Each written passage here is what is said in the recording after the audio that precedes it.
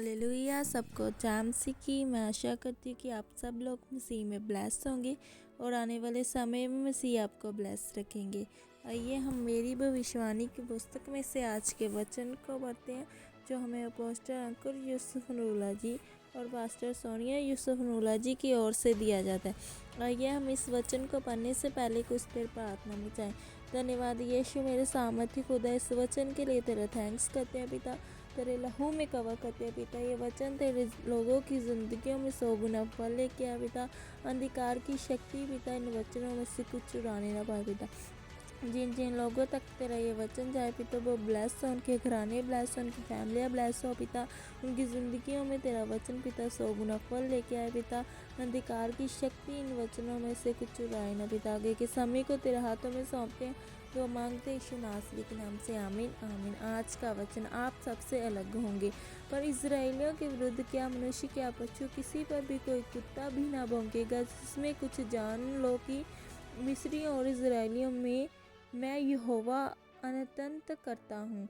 निर्गमन 11:7। मेरे प्रियो, परमेश्वर ने कहा, जिसमें तुम जान लो कि मिस्रियों में मैं यहोवा अनंत रखने वाला परमेश्वर हूँ। बाइबल कहती है कि जब परमेश्वर इजराइलियों को मिस्र में से निकाल कर ला रहा था, तो परमेश्वर अलग तरह से चिन्हों के साथ मिस्र के राजा फिरौन को डराता था। और परमेश्वर ने मूसा को बता दिया था कि मैं अलग अलग चिन्ह दिखाऊंगा, लेकिन उसे कठोर भी कर दूंगा, ताकि मैं अपनी सामर्थ अपने नाम के निमित्त दिखाऊं। परमेश्वर ने जैसे महामारियों के रूप में चिन्ह दिखाए, जैसे ओलों का गिरना, अंधकार होना, फोरों का निकलना, ये सब मिस्रियों को दिखाए। जितने इजरायली लोग मिस्र में रहते थे और जितनी भी चीज़ें मिस्रियों के साथ होती थी, इजरायलियों के साथ नहीं होती थी। जो मिस्रियों के पशु होते थे वह ओलों से मर जाते थे, और कुछ ही किलोमीटर इजरायलियों की बस्ती पास में ही होती थी, लेकिन वहाँ पर कुछ नहीं होता था। इसलिए परमेश्वर ने कहा कि तुम ये जान लो कि मैं यहोवा मिस्री और इजरायलियों के बीच अंतर करता हूँ। मेरे प्रियो, बाइबल हमें क्या बताती है? बाइबल हमें परमेश्वर की इच्छा के बारे में, उसके दिल के बारे में, सोच के बारे में बताती है कि परमेश्वर हमारे बारे में क्या सोचता है, और शैतान उसके उल्टे योजना रखता है। वह हमेशा आपको बाइबल के विरुद्ध चीज़ें बताएगा। याद रखिए, जितनी देर तक आप वचन के नीचे आएंगे तब तक आप जितना मर्जी कुरकुरा ले, आप आशीष नहीं ले सकते। परमेश्वर ये कहते हैं कि आप में और अन्य जातियों में एक दिखने वाला फ़र्क होना चाहिए, चाहे वह फ़र्क आत्मा में हो, शारीरिक आशीषों से हो, सामाजिक हो, आर्थिक रीति से हो। और यही परमेश्वर की आपके जीवन में श्रेष्ठ योजना है।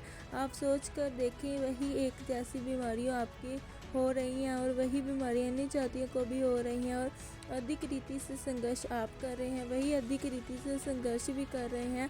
सिर्फ आप में और उनमें यही फ़र्क रह गया है कि आप स्वर्ग जा रहे हैं, लेकिन परमेश्वर ने कहा कि मैं धरती पर भी अंतर करूँगा।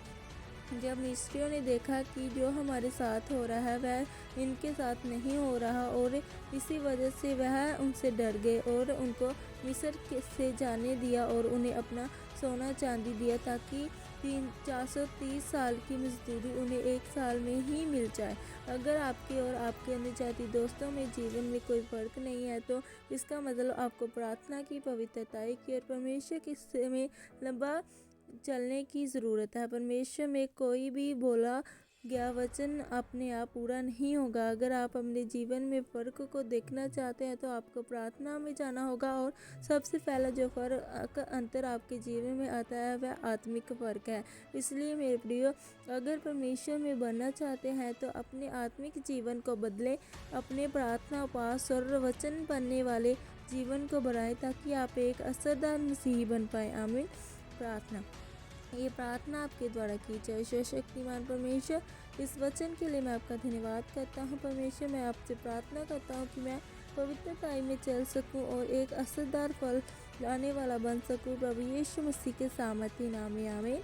हालेलुया। धन्यवाद यीशु। एक वर्ष का बाइबल कोर्स, उत्पत्ति 30:25 से 43, मत्ती 22:34 से 46, यिर्मयाह 1। हालेलुया। सबको जैम की गॉड ब्लेस यू। और ये वचन आप लोगों की ज़िंदगियों में आशीष लेके आए, बरकत लेके आए और 100 गुना फल लेके आए। इस वचन के द्वारा अंधकार की शक्ति आपके जीवन में कुछ चुराने ना पाए। प्रभु यीशु मसीह का प्रेम फजल हमेशा आपके साथ हो। आमीन। सबको गॉड ब्लेस यू। जय सिकी।